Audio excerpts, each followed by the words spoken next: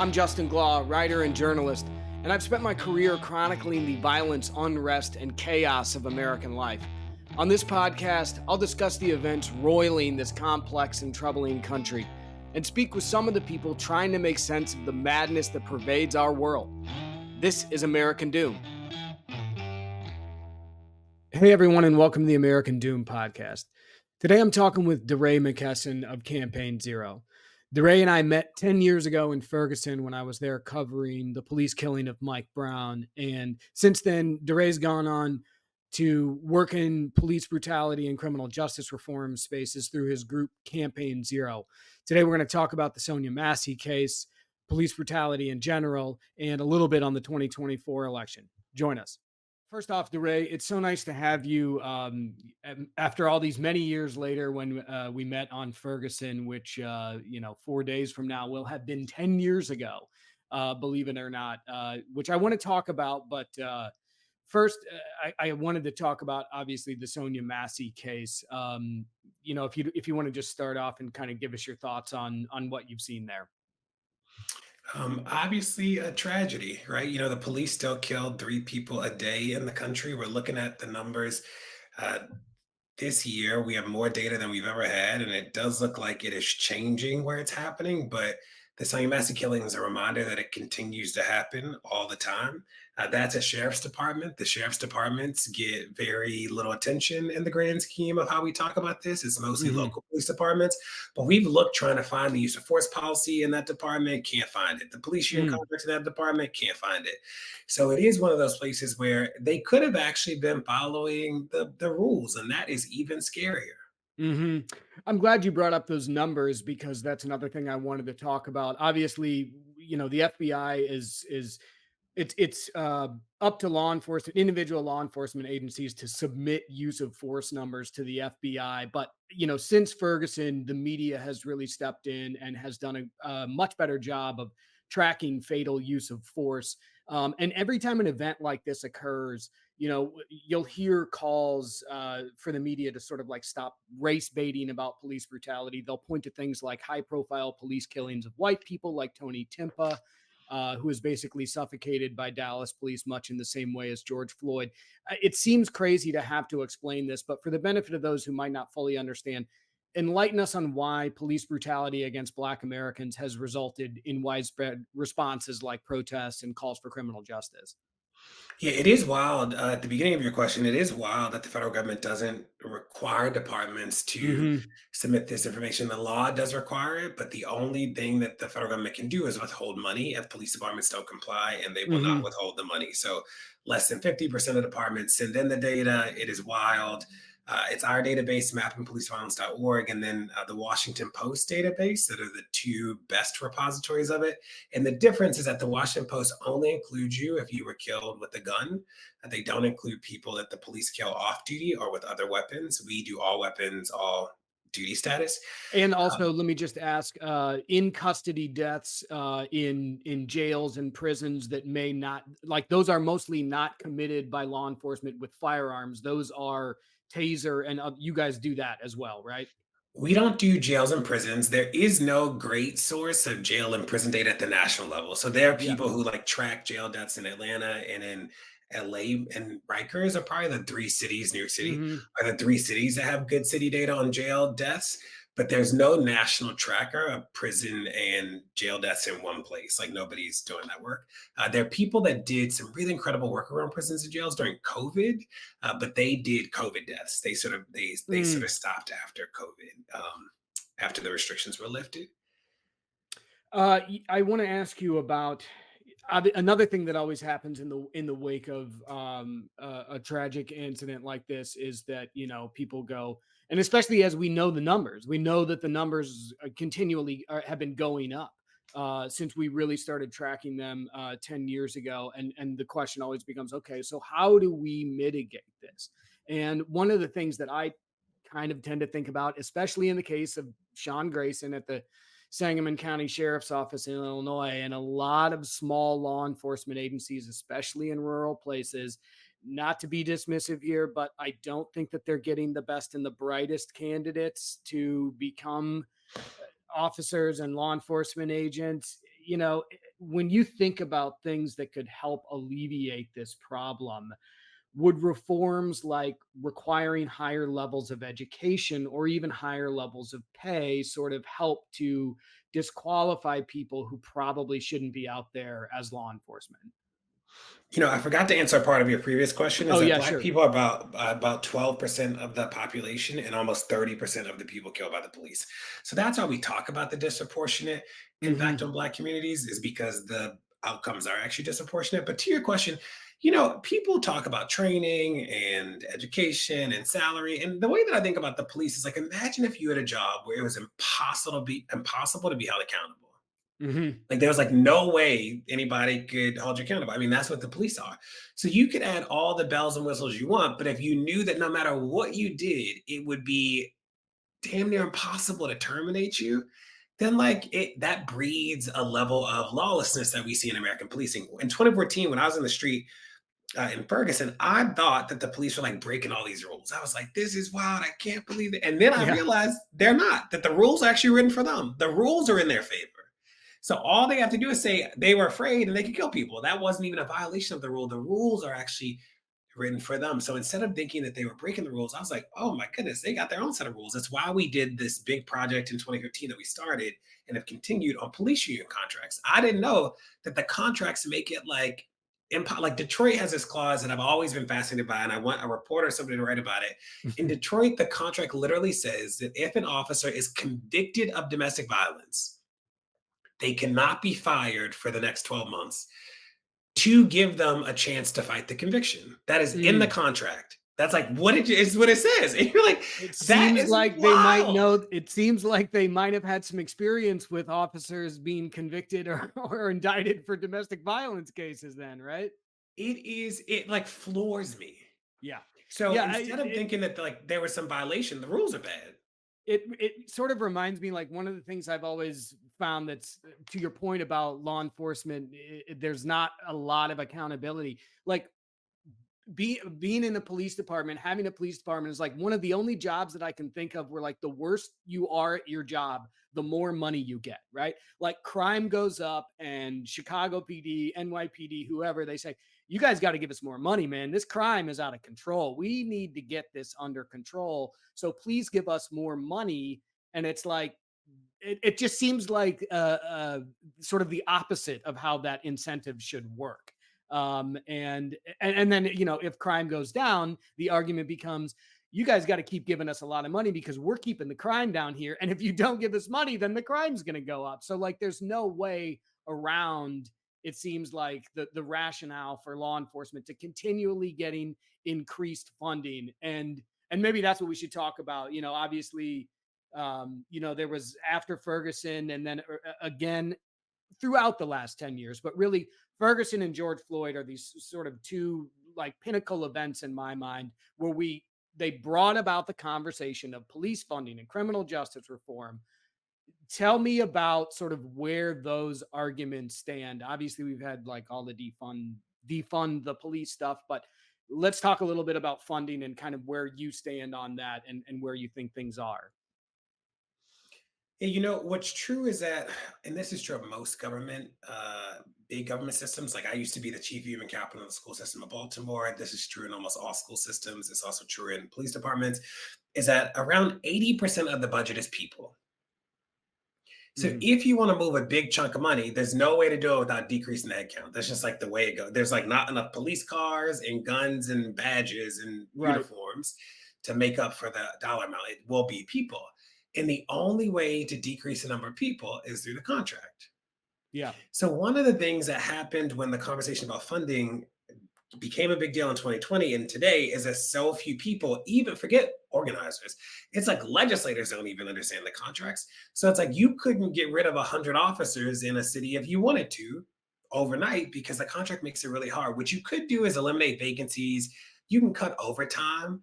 That just Mhm. won't give you the dollar amount cut that people are pushing for, and it won't Mhm. allow us to redirect the money to social services in a big enough chunk. So I say all that to say that my stance is the same as it's always been: is that until we deal with the contracts and sort of are honest that the police are not a labor union like the domestic workers and the nurses, and just be honest about that, Until we do that, we'll never be able to make headway. When when we all look at the data, it's like 5% of 911 calls go to violent crime. The vast majority of what the police are doing is not violent crime. You know what I mean? So the police have done a really good job of scaring mayors and city council people to continue these like wild levels of funding, and it doesn't make or crazy salaries with no accountability. Right. That's interesting that you bring up the number of calls that are actually violent crime, because that the calls for service is one of those things that that law enforcement agencies will use as a rationale for increased funding. Right. Like every time a police department goes to a city council, they say last year we had this many calls for service, and that's up 20% from year or whatever. So like the calls for service, but like I think it's important to note what those calls are. And as somebody who has spent a lot of time over my career listening to police scanner traffic, most of those calls for, there, some of them are like, I don't know, some kid knocking down a mailbox or something like that, So tell me a little bit about that 5% for violent crime, where that number comes from, and how it is maybe reflective of what law enforcement actually does compared to what they say they do, which is, like we are the thin blue line between, civil society and complete chaos and violence.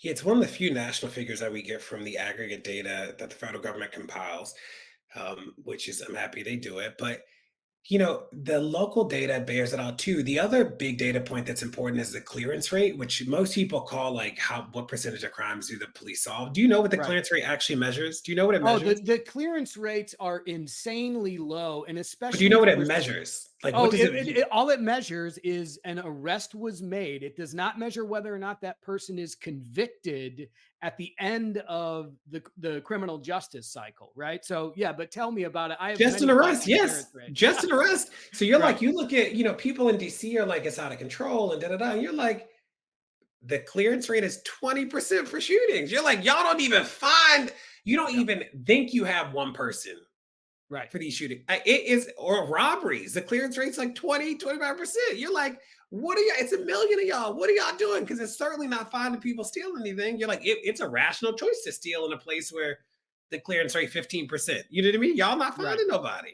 Right. Yeah. One of the things I will never forget is back in my Chicago days. So I think like when I think of clearance rates, I think of murder, I think of homicide, and like very generalized number for what the national clearance rate is for arrests for homicide is around like 55-60%.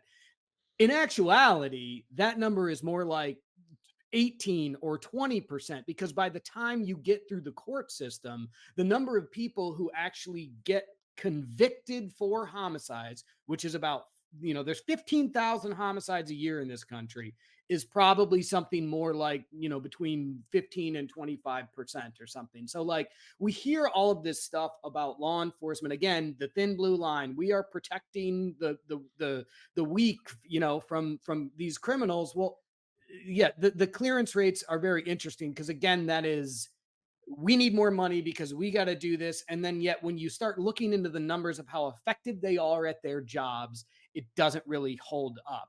Um, so yeah, I don't know. That's not a question, but I think it's just like one of those crazy things that many people maybe don't know about how law enforcement works. And we don't even track the relationship between clearance rates and convictions. That's not even a number we know. That's Right. wild. Right. Um, the next question I have for you, it's like this is such a huge subject, but I can't believe that we are on Friday will have been 10 years since Mike Brown was killed in Ferguson. I don't really have a question here. I don't really even know where to begin, but I just kind of want to get your thoughts on all of it, really. Yeah, 10 years is wild. I'm reminded that this is the first sustained period in American history where people have been focused on structural change to the police. Hmm.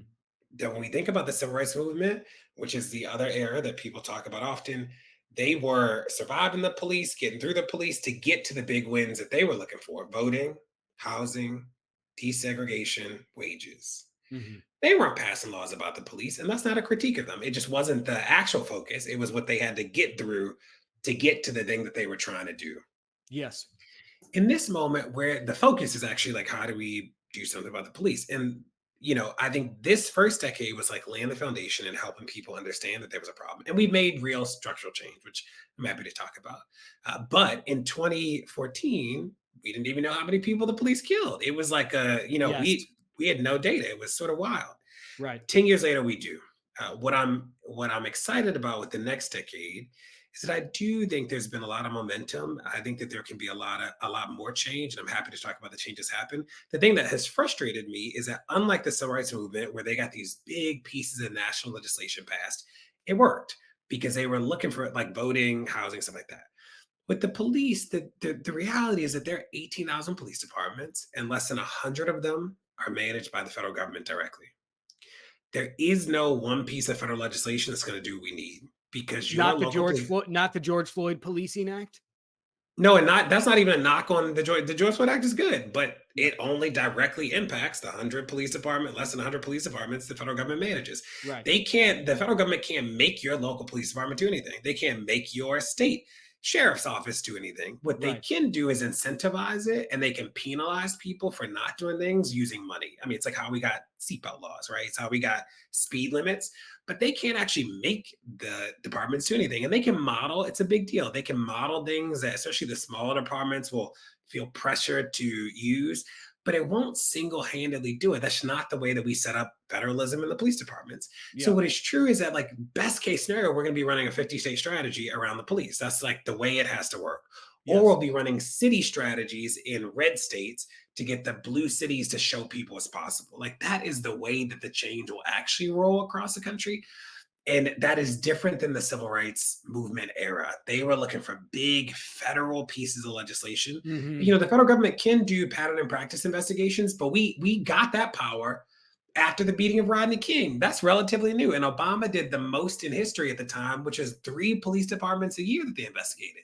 There are Right. 18,000 police departments. Right. Well, and let's not dismiss the progress that has been made in the past 10 years. And the biggest piece of that I think of is the proliferation of body cams, which was not something that was really being discussed and was on the table prior to Mike Brown and Ferguson, but is now more used and widespread across law enforcement. I mean, we're still a very long way away from all of those 18,000 agencies that you described really having a robust body camera program, let alone releasing those videos in a timely manner after fatal uses of force. But it's interesting to hear you sort of describe this as a movement in decades, right? Like that is how long potentially that we're looking at going from Ferguson to something like more actionable, noticeable change. So you mentioned a 50 state strategy. What else does this next decade entail for your work and the work of others in this space? Yeah, body cameras is sort of complicated. The hard part about body cameras is that they rolled out before there was any like movement infrastructure to put in rules. So in Mm, some places, body cameras are great. yeah. Like great in terms of like being a metric for accountability and stuff like that. And Mhm. in all of the data we have suggests that body cameras certainly make people feel more safe. Mhm. Um, the research is unclear though if it actually has like an impact on use of force because some places the body camera rules are so crazy that you can't look at the supervisor can never audit the footage. Right. The officers don't have to put it on. You're like, well, what does it mean if they have a camera they don't have to use? Departments fought back really hard that like you can't ever release the footage, something like that. So I'm Or it hoping that. takes so long for the footage to come out that by the time it's actually released, the unfortunately, I hate to say it this way, but the news of the event has passed. So the Correct. people who might get upset about it, and I think that's purposeful. I think that delay tactic is purposeful. There's a reason that it took so long for the Laquan McDonald footage to come out, right? Correct. Because they knew that if they released it in 24 hours of when that happened, people would have taken to the streets in Chicago in huge numbers. Sorry, go ahead. No, no, you're right. It is one of those things. So I say that like body camera stuff is complicated. It's just like a complicated thing. But what has happened, before 2020, people weren't talking about qualified immunity. Mm. Colorado got rid of qualified immunity, which is the law that has historically, or the judicial practice that has historically limited people from filing successful civil complaints against police Hmm. officers. Colorado undid it. That is a big win. There are about 20 states and the District of DC, the District of Columbia, that passed the first ever restrictions on officer use of force. That work around use of force is the single biggest reduction of the power of the police in American history. That has never happened before. After Breonna Taylor, we get Louisville putting the first ever restrictions on non-act raids. And then we get 5 states that have state level restrictions on non-act raids. Yep. That has never happened. So it is happening. It is not happening, you know, I'm torn about the way people talk about it. Some people talk about it like if there's no big federal thing, then nothing will happen. You're like, George Floyd Act is actually good and it won't change these things. There's actually a federal, Biden did an executive order around no knocks and use of force that are both great and only apply to the federal agencies, right? Right. So I think it's happening. And I think we need more activists in the policy work so that we can both make the noise around the need for change and write the laws. Right. Last thing I want to discuss here, and I'll try to tie this into what we've been talking about. But for folks who like want to get involved and want to see this next decade of police accountability work, continue. How does our national politics play into this? Do you have any qualms about Kamala Harris's background as a district attorney? And does that play a role? Does who is the next president play a role in how we look at the issue of police accountability and reform um, going forward? You know, the reality is that there are 2 nominees at this point, and Donald Trump can't be president, and Kamala knows what she's doing and is going to be a strong leader. I'm not worried about her having been a prosecutor. I'm actually um, I think the good thing is that it allows us to make really concrete demands of her about the criminal justice system because she knows it. Right. She understands it. She worked in it. Whereas I'll tell you, I work with mayors and legislators all over the country where I'm trying to explain the difference between a search warrant and an arrest warrant. Right. I'm Well, trying to shouldn't help. Donald Trump understand the criminal justice system? He's been indicted of Right. like 40 some odd counts. You would think he would have I'm just a passing I'm knowledge. explaining to legislators like what qualified immunity is. They don't even know. It's starting at zero. Right. Kamala's not starting at zero. So that does allow us to make a different set of demands because she's coming in a content expert on this very issue. Her sister was the head of the ACLU in California. I think, like she knows this stuff. And I think that should shape our demands. And the president sets the tone around police accountability for sure.